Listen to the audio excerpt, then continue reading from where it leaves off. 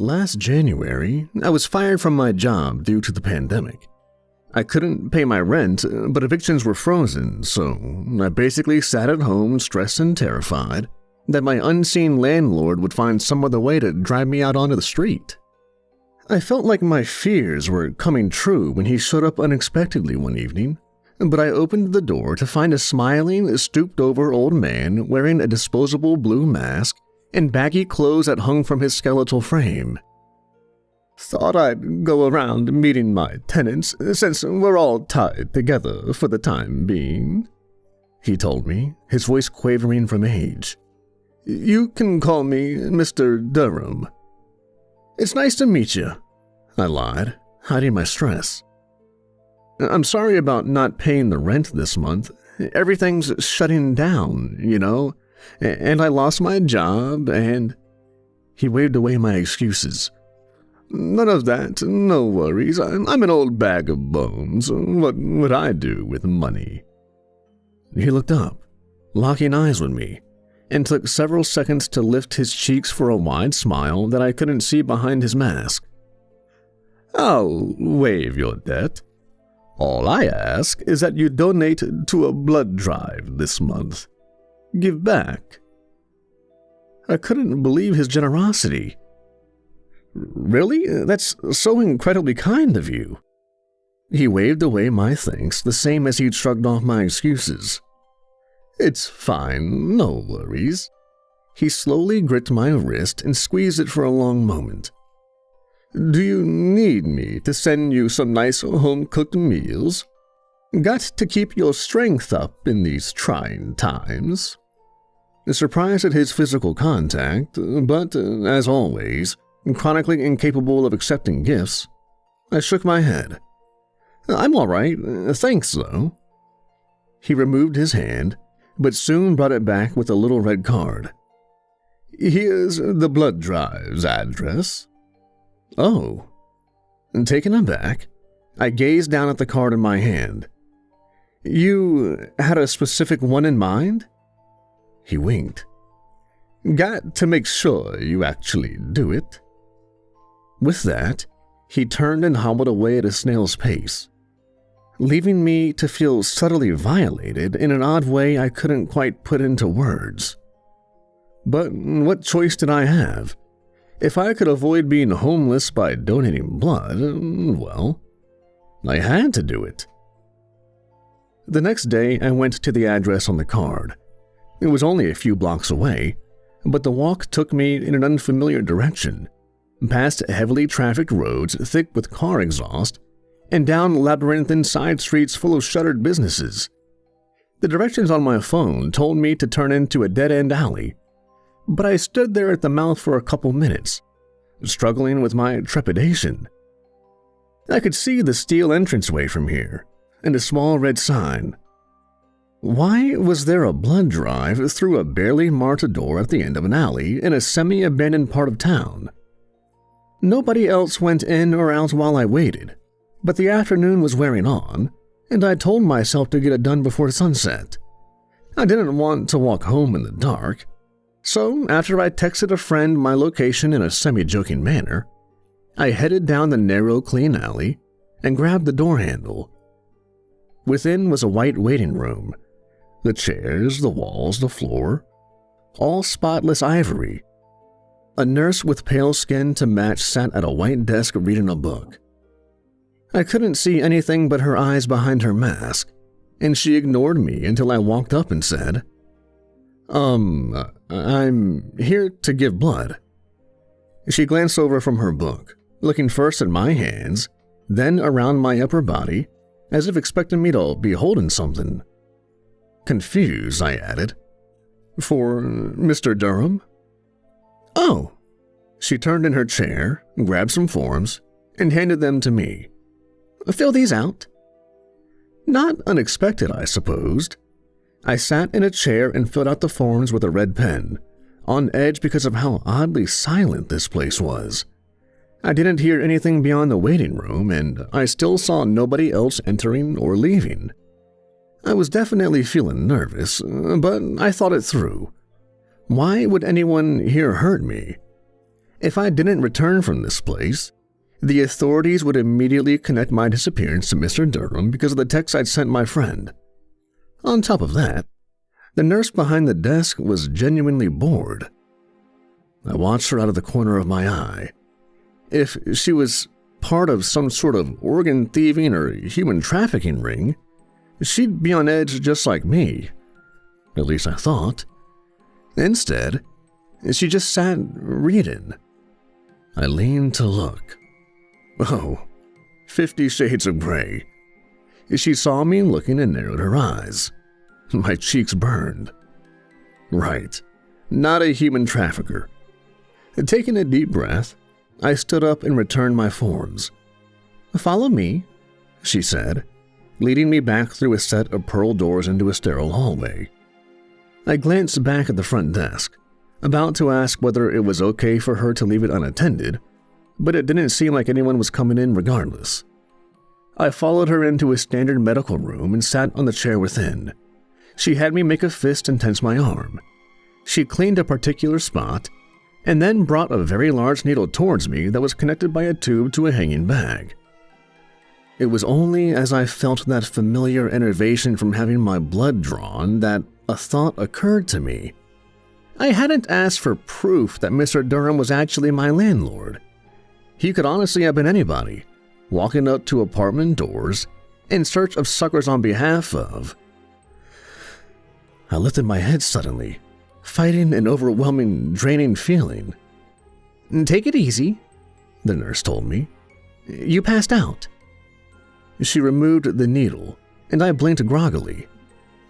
Am I done?" "All done. See you next month."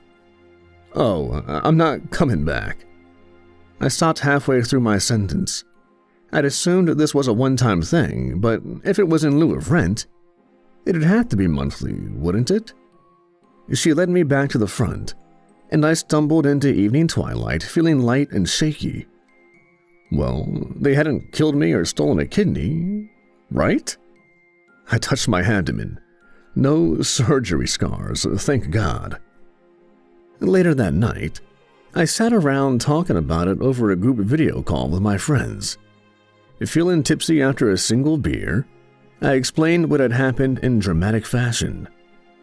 The guys didn't seem to fully understand. One asked, "So, this Durham guy waived your rent, then asked you to donate blood as some sort of pay-it-forward thing?" I don't know. It was at this super shady and out-of-way place. I actually was pretty scared." Another said, "Yeah, giving blood can be pretty scary sometimes. Did you pass out?" "I did, but..." I tried to explain why it had all felt so weird, but I suppose it was impossible to convey without having been there. They lightly teased me for fainting, then the topic moved on. For the next couple of weeks, I moved on too, until rent time rolled around again. Without anything better to do, I just sat in my bedroom waiting to see what would happen. Inevitably, a knock came on my door on the second evening after rent had been due. I answered it to find Mr. Durham standing there. He wasn't quite so stooped over, and his voice was a little stronger. His eyes were intent above his mask. "The blood drive's expecting you." "Oh, right. Instead of rent again?" He nodded. "That's the deal." "I'll go tomorrow." "See that you do." Feeling odd all over again, I closed the door softly as he walked away. What had initially seemed like an act of charity and community now made me feel uncomfortable. Worse, I was starting to run low on savings, so I didn't really have a choice. The next day, I went earlier in the afternoon than before. The same nurse was there, all but her eyes still hidden behind her mask. This time, she was reading A Clockwork Orange. I didn't have to fill out the forms, but I still had to wait for some reason, until I noticed she was just finishing her current page. She closed the book, stood, and said, "Follow me." I lifted my head suddenly, fighting an overwhelming, draining feeling. "Take it easy. You passed out again." I rose from the chair a bit early, almost accidentally pulling at the needle that was still in my arm.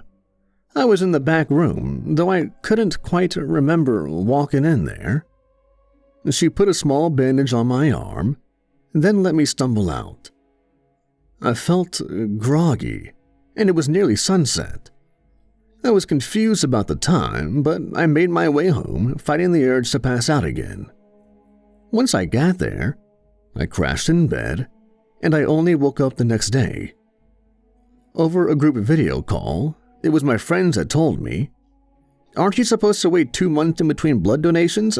Maybe that's why you were so tired." I looked it up, and they were right. As my savings neared empty, I paced my apartment, not sure what to do. Over the next couple of weeks, I started eating less to save money, so my strength returned slowly. The inactivity sure wasn't helping. I busied myself with games and television, trying not to think about it. The evening after rent was due again, Mr. Durham knocked on my door. He was as old as ever, but didn't seem so frail anymore.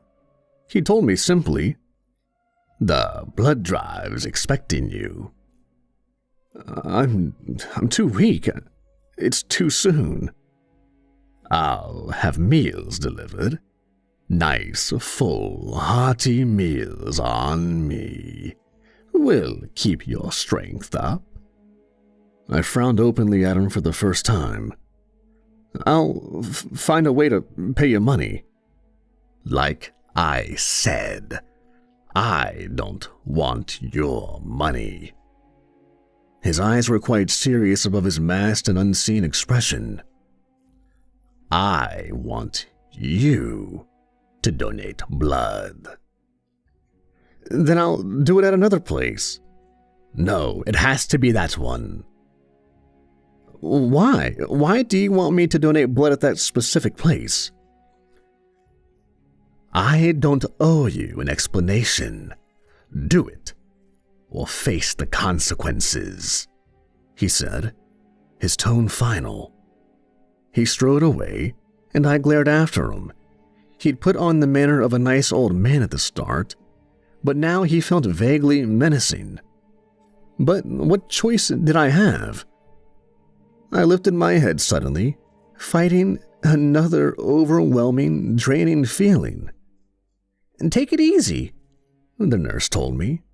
"You passed out again." I jumped up from the chair, pulling painfully at the needle that was still in my arm. She gripped me hard by the wrist and gently pulled it out before applying a small bandage to seal the wound. I stumbled out into evening twilight, wondering when I'd even left my apartment. Everything was blurring together, and I was feeling beset by a blanket of exhaustion and mental fog. When I awoke 2 days later, I stared at the morning sunlight on my wall for a full 20 minutes, facing the reality of my situation. It was time to consider what I now deemed both obvious and impossible. My landlord was a fucking vampire. Looking up what information I could, I tracked down his residence and started following him during the day. Through his windows, I could see Durham puttering around in his unassuming little house, and I watched from afar with a cheap pair of binoculars. He didn't burst into flames in sunlight, and he didn't seem to be an overt creature of the night. But I could think of no better explanation for him taking my rent in blood, which I could now objectively see was an insane proposition. On my regular group video call with my friends, I told them, "This guy, this one little old man, owns like 500 properties all over the city. Some of them have been in his family for over 100 years. My friends seemed uncomfortable. One asked, "So, you stalking your landlord?" "I'm just looking into him. Why aren't you guys on my side here? He's literally taken my blood." "Well, he's not taking it. You're giving it. And you don't have to pay rent. That's awesome. I'd kill not to have to pay rent. I could save up so much money without that expense. I might even afford a deposit on a house." They all agreed wholeheartedly with the fantasy of not paying rent, but I angrily shouted, "I'm not saving any money! I don't even have a job!" Then, I hung up the video call. I'd gone too far. Nobody called me back. As the days passed, all I could do was eat the meals Durham sent over and weekly pace my apartment. The night before paying rent, I decided I wasn't going to do it. I'd rather be on the street. I lifted my head suddenly, fighting an overwhelming, draining feeling. "Take it easy, you passed out again." I stared up at her. "What the hell?" She blinked. "Rude?" Pulling the needle out myself and foregoing a bandage, I staggered down the hall and into the evening twilight. It was all I could do to make it home and pass out in bed, awaking in a blink of an eye to afternoon sunlight. What day was it? I'd paid rent 2 days before. I got up, found the pile of delivered meals, and hungrily wolfed them all down, ignoring how long some of them had been sitting out. I passed out again, this time from a food coma, and awoke in a mess of wrappers in the middle of the night. My life was becoming a blur. Too weak to do anything else, I lay around watching television for an indeterminate amount of time. I'd just watch one series while I recovered, I decided. Then I lifted my head suddenly, fighting an overwhelming, draining feeling. I tumbled forward, interrupting the nurse's platitudes. I grabbed the wall and lurched this way and that, fighting my way out of the donation center despite nobody trying to stop me. I slept right in the alley all night long, and nobody woke me. In the morning, I rose like a zombie and shuffled my way home. Where was all my time going? I could see my browser and location history on my phone. I'd been alive and awake and doing things since this had begun, but it was all a haze in my mind. It was even a month later than I thought it was. I'd lost track of how many donations I'd given. I literally couldn't remember one of the times I'd been there. I had fantasies of grabbing a wooden stake and sneaking into Durham's place to put an end to this the movie way. But the lag time on my motivation meant every time I set my mind to doing something, another month would pass before I even tried. Eventually, I found myself staring at a gaunt husk of a man gazing back at me from a coffee shop window. It was me. I was the husk.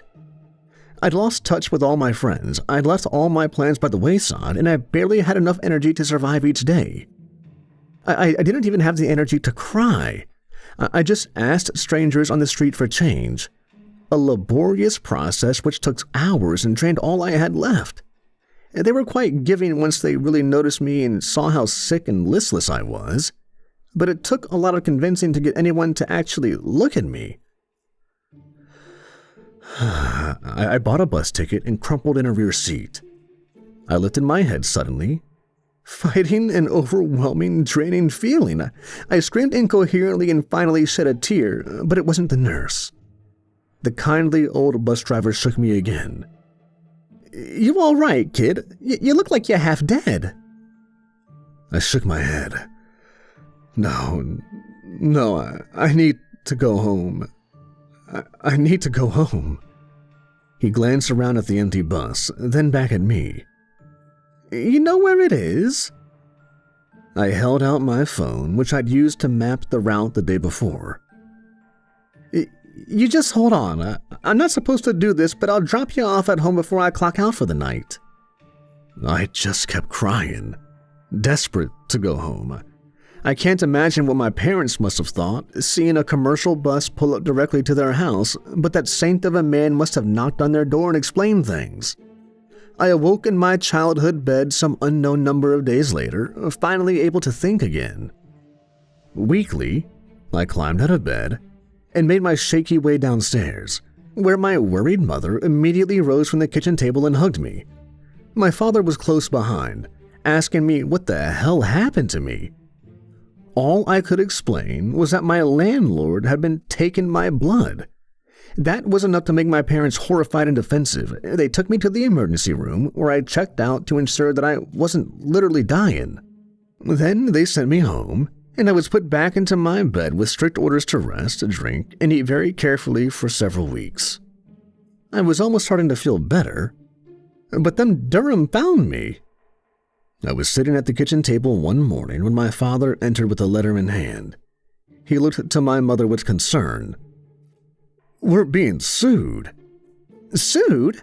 she asked, looking to me. That sense of violation had returned. It was him. "Is it Durham?" My father nodded. "We have to go to court." "For what?" He seemed perturbed as he read further. "He's suing for the remaining rent due on your lease. He's suing for your blood." It was true. I grabbed the papers and read them with a profound sense of horror. Landlord-tenant disputes did happen, certainly, but did the court have any idea what they were entertaining? My parents hired the best lawyer we could afford, and we did have some strategy sessions, but we hadn't figured out a solid plan by the time the hearing date rolled around. Our lawyer had never dealt with anything like this, and he kept saying he wasn't sure whether he was being pranked. After hours of sitting around waiting, we were finally led into the courtroom, and I stood nervously across the chamber from Mr. Durham. He looked taller and sturdier than I remembered, and some of his white hair had shifted back to its natural black. He gazed back at me above his mask, his expression impassive. I couldn't match his gaze. I knew if I said the word vampire, my case would implode, so I decided to keep my mouth shut. The judge entered, and I waited, heart pounding, as he took his sweet time sitting and reading the relevant papers on his high desk.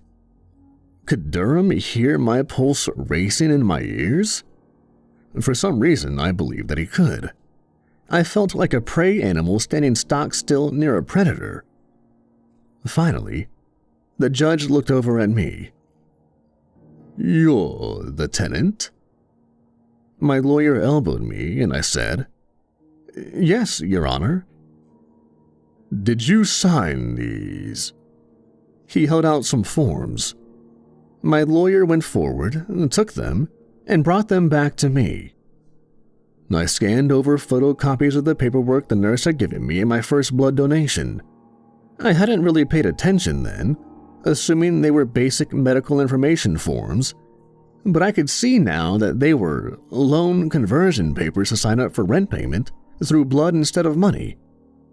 My expression fell. Yeah, I did, but I didn't know what I was signing." "That's no excuse. This is unconventional, but you did sign it. I'd give an arm and a leg to live without a rent payment. You should consider yourself lucky."